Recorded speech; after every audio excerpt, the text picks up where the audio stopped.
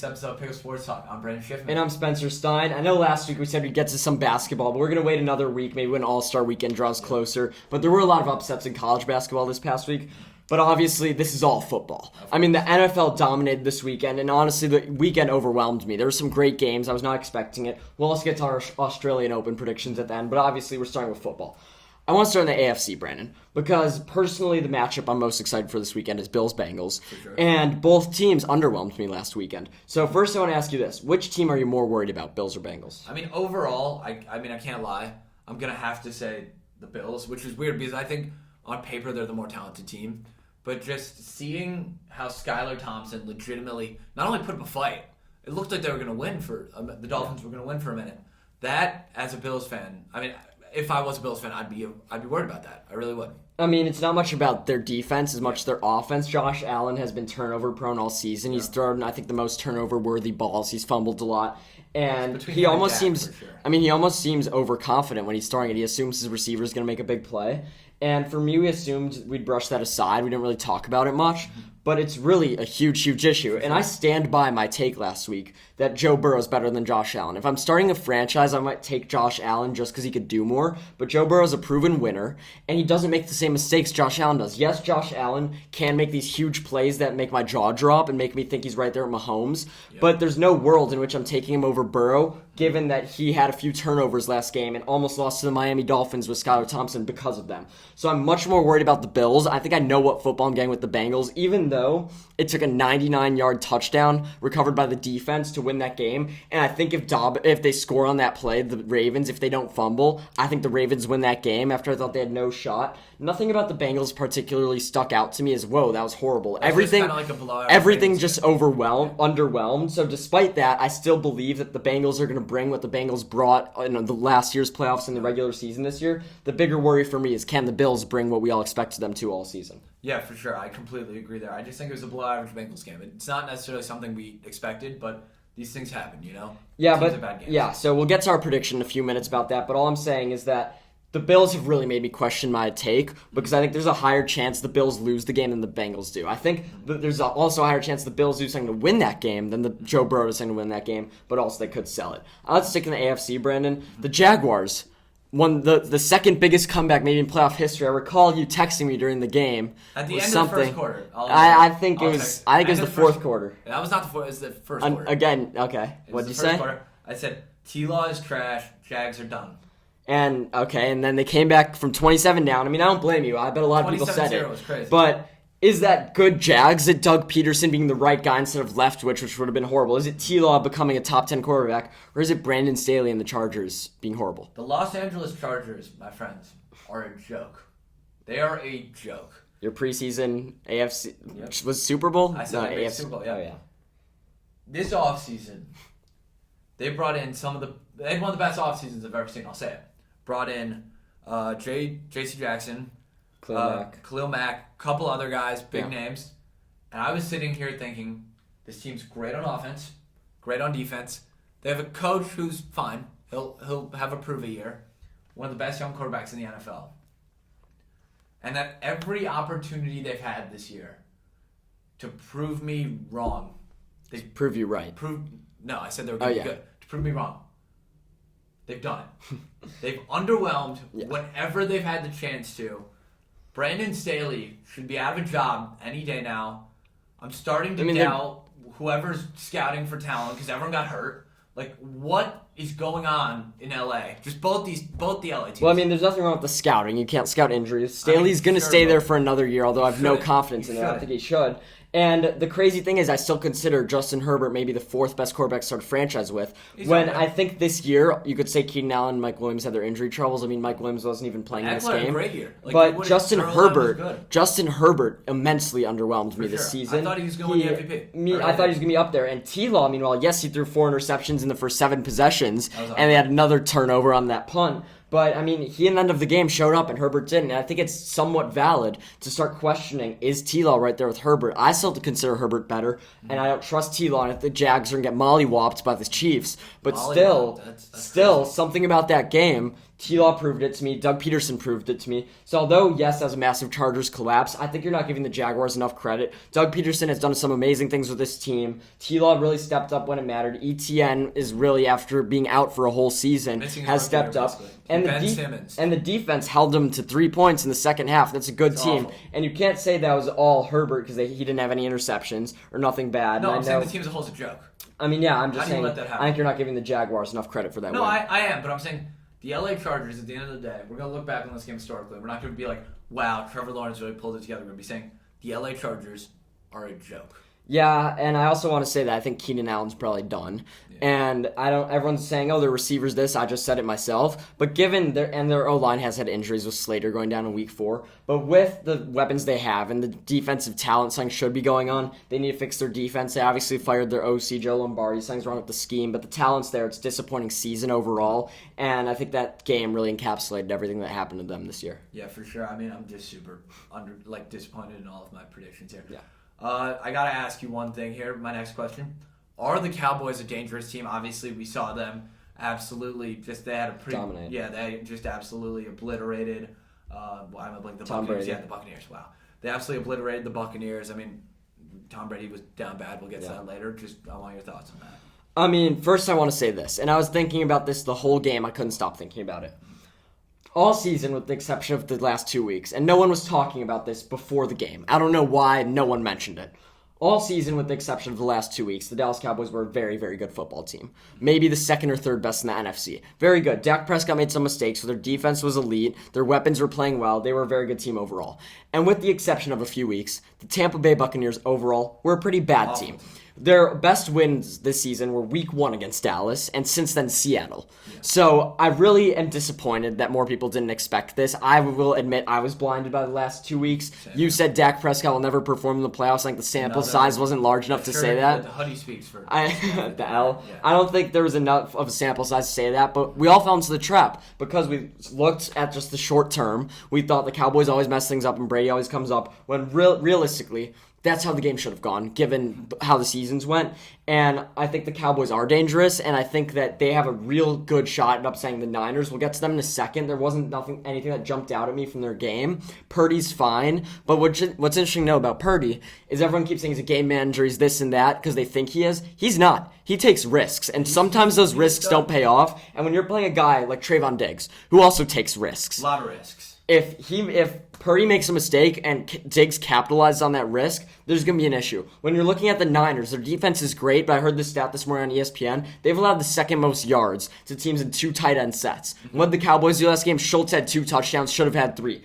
Blake Ferguson from Wisconsin, Jake Ferguson, had a big catch. Peyton Hendershot, rookie out of Indiana, good player. The Cowboys can expose those weaknesses in the Niners, and I believe that Dak Prescott is up to the level to not completely lose the game for them, which he's done before. I think he's to the level to not make mistakes, to run the system. McCarthy can run plays, and their defense is good enough to, if the risks don't pay off for Purdy, to win that game. So I think the Cowboys are very, very dangerous to this team, and I wouldn't have said that a week ago. I feel like I'm now kind of getting more clear in my mind and seeing that the Cowboys are actually a good matchup for the Niners. I think if the Cowboys are dangerous to anyone, it's the Niners. I think the Eagles would have a much better shot against the Cowboys than the Niners, and that's including that I think the Niners still beat the Eagles. So I think the Cowboys are definitely dangerous, and it's a shame we were blinded by the last few weeks, and I'll get to the next question. I know you probably want to talk about the Cowboys, but I think Brady's done. I'm going to give a quick thought real quick on the Cowboys here.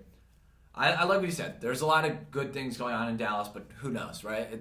They're always a question mark. I'm still picking the Niners to go to the Super Bowl. I still think they should be favored by 4 points. I think that's right. I'd say they're a dangerous team. I genuinely believe they have a lot of talent. They could potentially boom on a given week.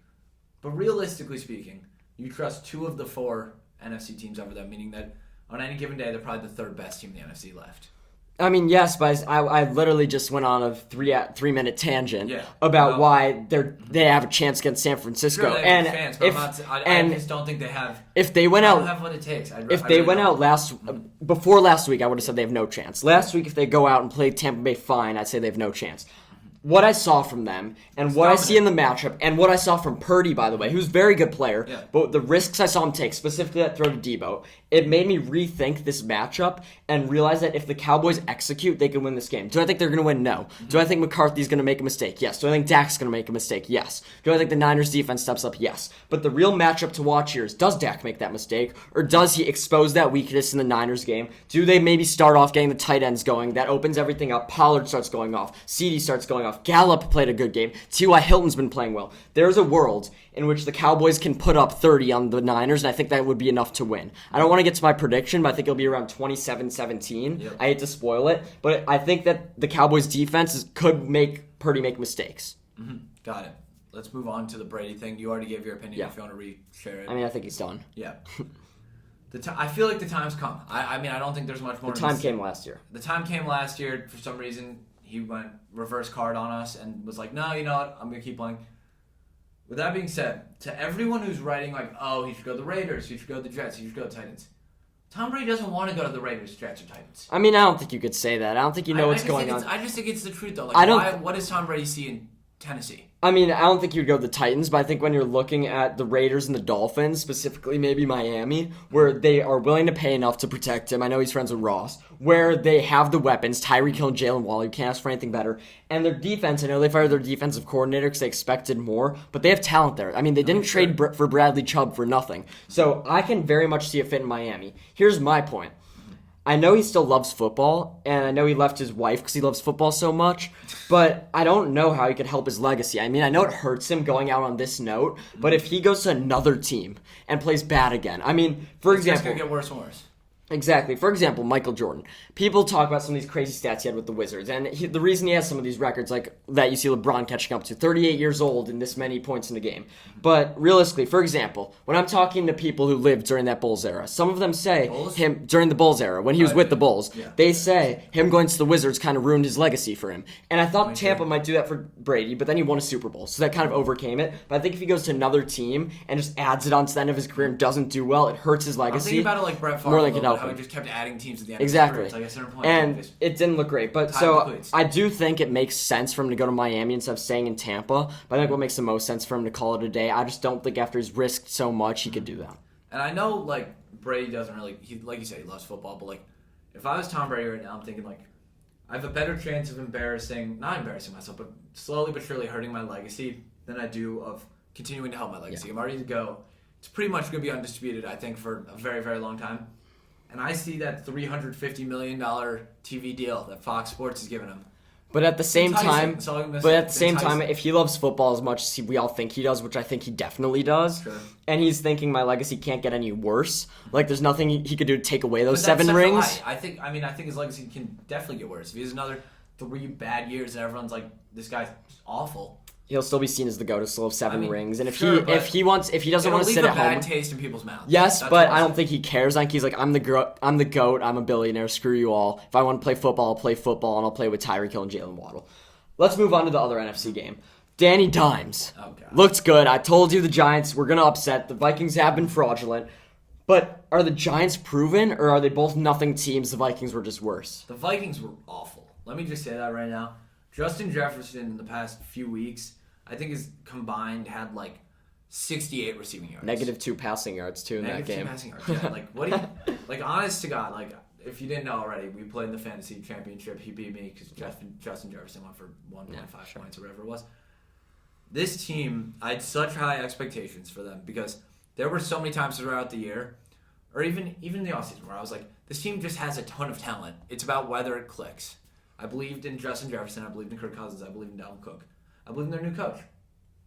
Didn't work out. And I believe in their new coach, too. Another out. And I said I liked them this year because their offense. And I knew their defense wouldn't be good. Mm-hmm. And given how Daniel Jones played, I'm very proud of him. And if you told me he'd play that way, and if you told me he'd play like that and Saquon would play like that, I'd expect 31 points. And the defense is its own entity. But given how much we hyped up their offense all season, and you told me if they score 31 points, they go to OT against the Giants, they have a good chance in OT probably, I'd say I think they could do that. So I feel like that's what's more disappointing. But honestly, if this is how I don't think their season's necessarily a failure, and I think given how they're playing, this shouldn't be a surprise to anyone. I think this game is. Make some moves. I think this game is more about the Giants finding a way to win. After me saying how horrible they were going to be this year, I was completely wrong. I expected them to be a 4 or 5 win team this year. Yep. Dayball has proven himself as a great coach. I think he should win Coach of the Year. Saquon Barkley is going to get his money, and Daniel Jones earned himself another year. And 2 years ago, with the receiving core he has, if you told me he was going to be a franchise QB, I'd be shocked. And I don't think he's an all-pro kind of guy, but he can definitely be a starting QB in the NFL. He's definitely a top 30, maybe 20 QB in the NFL. Yeah. And I know it's not common, but if Joe Flacco could win a Super Bowl 10 years ago, Daniel Jones... That team had significantly more talent around him. Oh, yeah, but I'm just saying, I think Daniel Jones... I think Daniel Jones can play better than Flacco did that year. And I'm just saying... defense that Flacco had that year with Ray Lewis and everyone versus Daniel Jones. I'm not saying they're going to win. I think they're going to get blown out by the Eagles. But my only point is that I think the bar is if your guy's worse than Flacco, get rid of him. And I think Jones has reached the Flacco line of keep him. Where it's like average enough. Yeah. This is a huge success for the Giants. This is a huge win for them. Dayball's proven himself great team all around. But Brandon, let's get to, and by the way, given Daniel Jones' performance, like of the 8 quarterbacks left, do you trust him more than Purdy, T-Law? And I heard even on First Takes they're comparing him to Hurts, which I think is kind of outrageous. So I'd say just based on the fact that Purdy, I mean, it's weird but saying this, but like, based on the fact that Purdy's only played 6 games in the NFL, I trust him more than Purdy. T-Law, I'm starting to believe in T-Law. I think I believe in T-Law more than Danny Dimes. So Danny Dimes, you're 7. In quarterback, because I'm putting him above Purdy. I'm putting him above T-Law because T-Law threw 4 interceptions in the first quarter and a half. And Daniel Jones played a great game. I don't know if you watched that game, but he had 2 touchdowns, 300 yards, and he ran like a beast. Like, he didn't do anything wrong, and he's doing it with that receiver core. T-Law almost lost the game for his team. Yes, he got it back, but if Daniel Jones their quarterback, they might be ahead at halftime, or at least tied. Sure, so they also might be I'm down. for sure taking Daniel Jones, and I don't think it's absurd to say Daniel Jones will have a better game than Jalen Hurts this week. The Eagles will definitely win.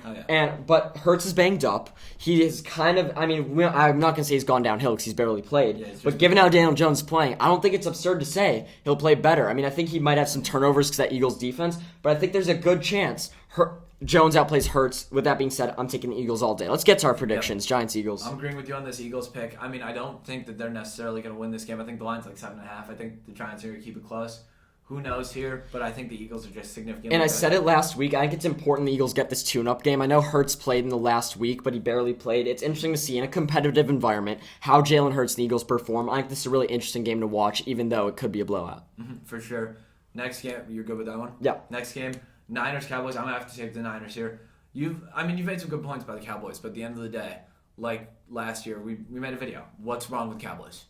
I think that at the same time, there's not that much has been answered with the Cowboys. They've just been slightly better this year than they were last year. I know I've given you my prediction, but I'm going to say this. Brock Purdy, everyone's talking about his record. He's beaten the depleted Miami Dolphins, the Tampa Bay Buccaneers, who suck, the Seahawks, the Commanders, the Raiders, the Cardinals, and now the Seahawks again.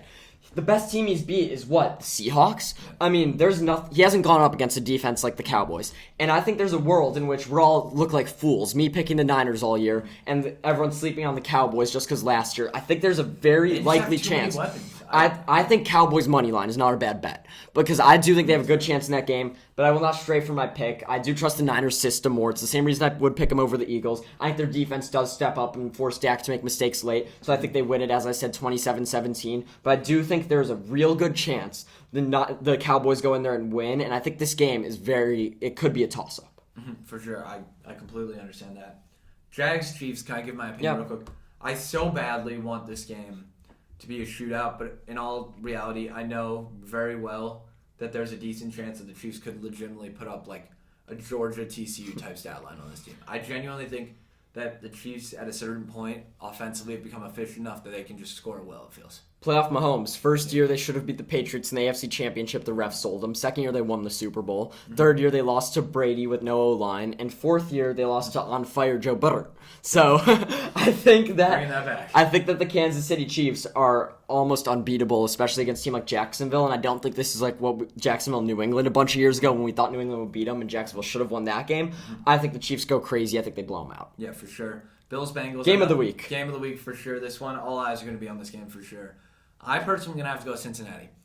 I know that last week I said, you know what, I'm going to take the Bengals in this game because you took the Bills and I want some pick-up sports talk rivalry here. But I'm genuinely starting to get sold on this Bengals team. I think that they're going to make a run. I like what you've said about Joe Burrow. He's genuinely proven that he's really up there. And it's not that there's nothing wrong with his game. There are no holes in his game. He doesn't have some of the athleticism.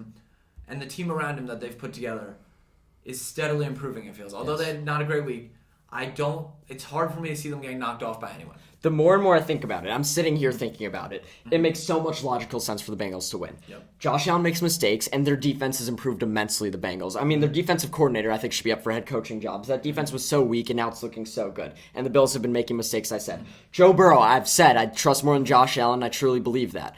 And with that being said, the Cincinnati Bengals have some real O-line injury problems, and I said last week on the podcast before some of those injuries that I already didn't trust their O-line. And I think, by the way, in the game that got postponed because of Damar Hamlin, I think the Bengals were on track to win that game. There's no way of knowing. And with that being said, though, I've said I think this is the Bills' year. I've said I think Josh Allen's going to show up late, and I think that the pass rush will get to Joe Burrow, and that could create some issues. If anyone can be clutch with no O-line, it's him because he did it last year. But I think that O-line shows issues. I think it's very tough to win in Buffalo, and I think the Bills show up. Logically, it makes a lot of sense for the Bengals to win, but I'm picking Buffalo just for the reasons I've picked them all year. I'm sticking with that pick, but this game is so interesting. You couldn't pay me any amount to not watch it. Yep. And I really think it could go either way with Burrow or Josh Allen. Great matchup of the future. And then next week we get to see the winner against Kansas City, which would be even better. Yep. So AFC is really hyping me up. Games of the year. And Brandon, before we wrap things up, let's just hit some tennis real quick. You know I love tennis and golf and all those sports that people hate. But Australian Open started. It's a few rounds in. The Americans are looking great, especially on the men's side. And how about the upsets? We already saw the 1 and 2 seed go down on the men's side. So Nadal, though, was playing hurt. Who you got, Brandon? For the men's draw, I'm going to have to take Sebastian Corda, up-and-coming American tennis player. His sister's actually on the LPGA Tour. I've heard some great things about him from some people around me, and I'm not a big tennis guy, but when I hear things in tennis, I speak on them. Yeah, I think I said this months ago. No one probably heard it, but that he was my favorite tennis player, so I love the pick. He's playing really well. I'm going with Felix Auger-Aliassime, Canadian player, up-and-coming, hasn't gotten that far in a major, but I think this is his year to break out. I really do. I think he's going to catch his first major. He's been playing incredibly well, hasn't even had a scare, although it's very hard to pick against Novak Djokovic. And Andy Murray has had the tournament of a lifetime. Great match against Berrettini, beat him. And then how about he came back from down 2 sets to love, and then he was down 2-love in the third set, and had that crazy rally against Kokinaki. He's come back to win. I'd love to see artificial hip Andy Murray win this. I'm rooting for him, but I really think it's going to be FAA or Djokovic. For sure. Men or women's draw, I'm going to have to take Coco Gauff here. Like I said, don't follow a lot of tennis. I'm seeing her name a lot, and it's next to all great things. And I will say earlier, a few years ago, it would have been like a hypo. She's 16 years old pick. She's 18 now, turning 19 in March, and she's ranked 7th in the world. Yep. So it's no longer like, oh, that's a nice story. She can win it, and I truly think she can. But I'm going with Iga Swiatek. I think I've picked her for like the last 5 majors. She's on fire ever since Ash Barty retired. She's been the best, most dominant player in women's tennis. And honestly, I hate to say it, I love paying attention to tennis, but for some reason, I haven't been watching the women's matches as much in the last few nights. Something about the time I'm up. I don't know what ESPN Plus is doing. I'm only watching the men's draw so far. But as it gets farther, I'm definitely going to be watching both draws. I'm going to be rooting for the Americans in both sides, although I think Swiatek and Auger-Aliassime may take it. I know, I wanted to take Corda, and a lot of Americans are doing well, but it's going to be a good tournament, hopefully, but I can't lie. It's going to be all football this weekend. Some great games, and each one, as I said, has some great storylines, including the Chiefs-Jags, to see how the Chiefs play after the week off. So thank you guys all for listening. I promise you this time next week we'll get some basketball and maybe an MVP ladder. And by the way, Indiana might be back on track after beating Wisco and blowing out Illinois on the road last night. So hopefully that happens. But yeah, great football, and honestly, thank you guys all for tuning in. Yeah, thanks so much for tuning in. Remember, share with a friend, like, comment, subscribe. Yep, all that. Thank you. Thank you.